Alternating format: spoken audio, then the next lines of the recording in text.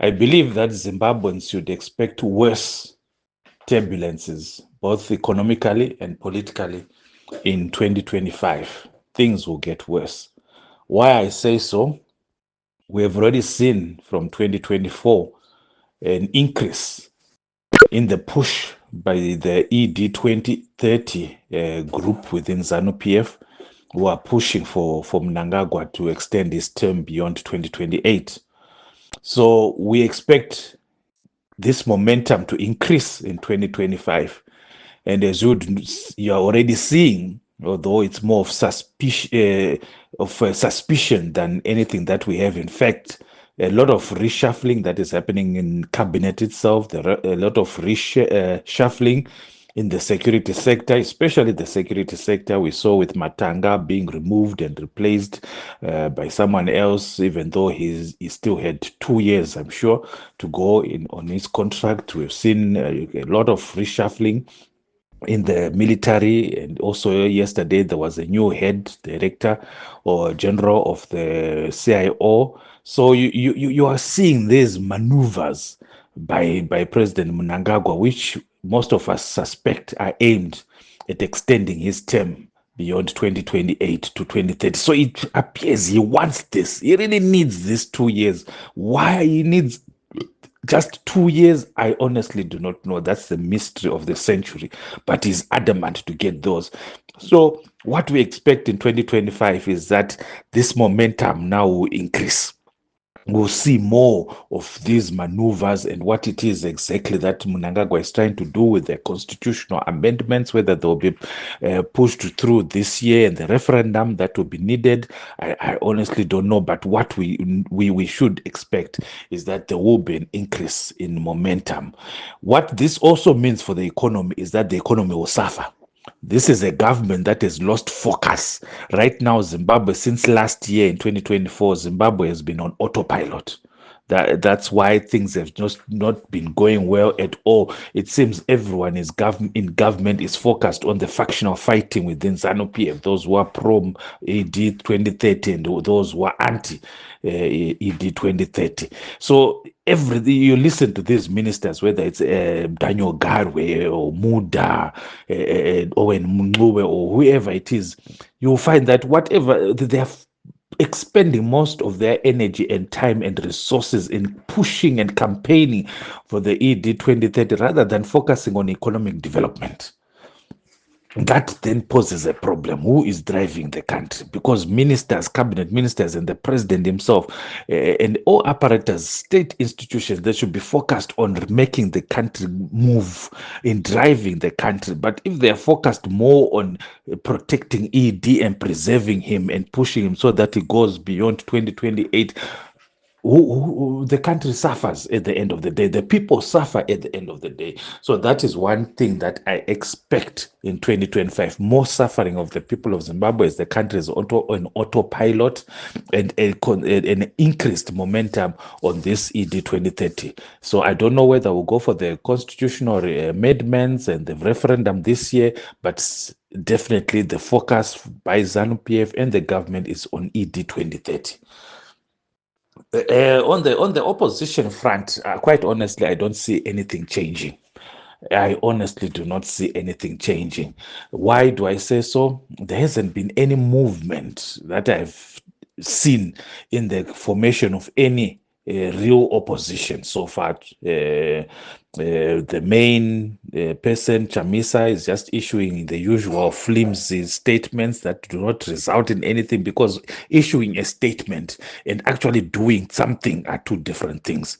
Remember, an opposition party or a political party is a movement of the people, is an organization of the people. It's comprised of people. So there's nothing secretive. You cannot really be secretive when you're about to launch a party.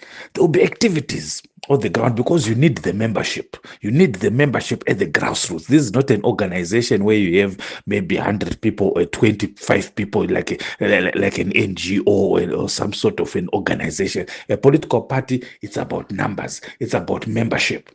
So if anyone is planning to form a party, even when they formed this Triple C, already we knew about it. There was movement on the ground. Things were happening on the ground. They were setting up structures. They were doing things. Well, they didn't have structures, but they were getting people mobilized for this new yellow movement that was coming on board. Even when Changirai formed the MDC in 1999, I remember that time. We knew what was going on. The ZCTU, the student movement, the National Constitutional Assembly, and all these people were on the ground. They had not announced the political party yet, but you knew what was going on because you are mobilizing the people on the ground that this is what we are setting up. But with Chamisa right now, there's nothing. There's nothing. Yes, at first we'll see these two individuals. I don't know whether it was Sisiba or someone else running around the country saying that they're preparing for a blue movement, but that then it died off.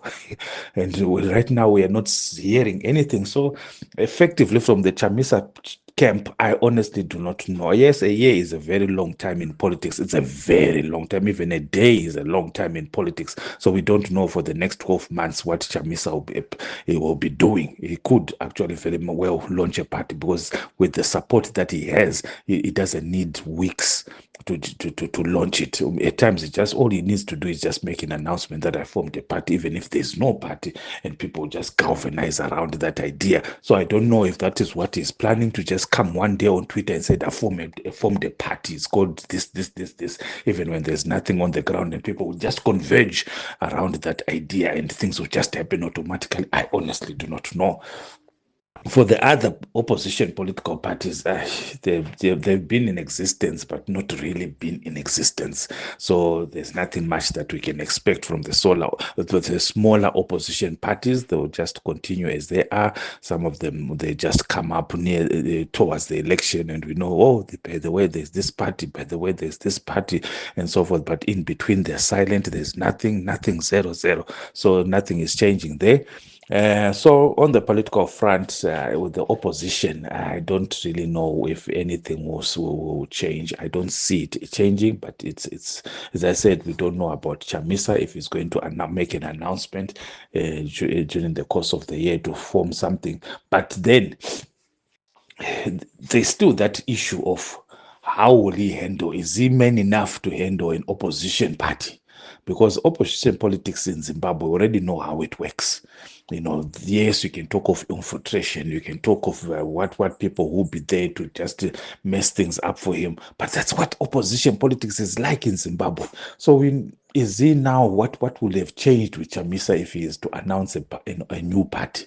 How do you guard against infiltration if it's a people's movement? As I said, even if you're dealing with 20 people, there might be one infiltrator there. How do you know? But here we are dealing with thousands and thousands and thousands of people that will be part of this movement.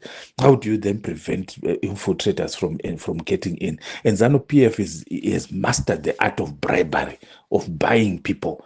So how do you get against that? You could have someone who joins the party today genuinely with you.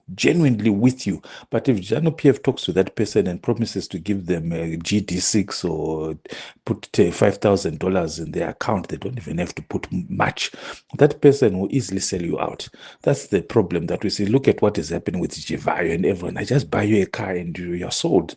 People, it's like Zimbabweans have come to a place where they're just so desperate and immoral that they'll just be bought. People are now being bought. Even Chamisa himself, there are a lot of rumors going around. I don't know. I don't want to, I don't have it as fact, as evidence that even his quietness and the way he just so easily, lied down when elections had been stolen from him and he was just talking about Sadak not even doing anything about it was because he's doing some business with some senior government officials. I don't know how true that is. Maybe you as journalists, you can investigate that.